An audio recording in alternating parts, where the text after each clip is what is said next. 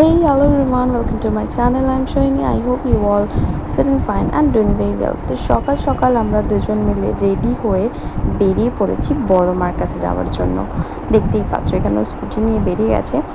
তো আমার অনেক দিনের ইচ্ছে ছিল বড় মার কাছে যাওয়ার জন্য, ফাইনালি সেটা আজকে পূরণ হয়েছে। তো আমরা সকাল সকাল ওই 7:20 নাগাদ বেরিয়ে গেছিলাম বাড়ি থেকে স্কুটি নিয়ে, আর দুজন মিলে পৌঁছে গেছিলাম বড় মায়ের কাছে। তো ওখানে গিয়ে ফার্স্টে আমরা স্কুটিটা রেখে দিই আর এরকম ডালা কিনে নিই। তো এখানে বিভিন্ন রকমের দামের ডালা ছিল, 50 টাকা থেকে শুরু করে 100 টাকা, 500 টাকা, 800 টাকা, যেরকম তোমরা ডালা নেবে সেরকম তোমরা ডালা নিতে পারো। তো ওখানে গিয়ে দেখি প্রচণ্ড লাইন, যেটা খুব স্বাভাবিক হয়েই থাকে, বড় মার কাছে পৌঁছানো তো এত ইজি না। তো দেখতেই পাচ্ছ এরকম একটা লম্বা লাইন ছিল। তো আমরাও গিয়ে লাইনে দাঁড়িয়ে পড়ি ডালা নিয়ে। আর আশেপাশে দেখো এরকম দোকান ছিল যেখানে প্রচুর বড় মায়ের ছবি ছিল। আসার সময় আমি দুটো বড় মার ছবিও কিনে নিয়ে এসেছি। আর এরম ডালা রাখা ছিল, যেখান থেকে গিয়ে ডালা নিয়ে ভেতরে গিয়ে পুজো দিতে হচ্ছিলো।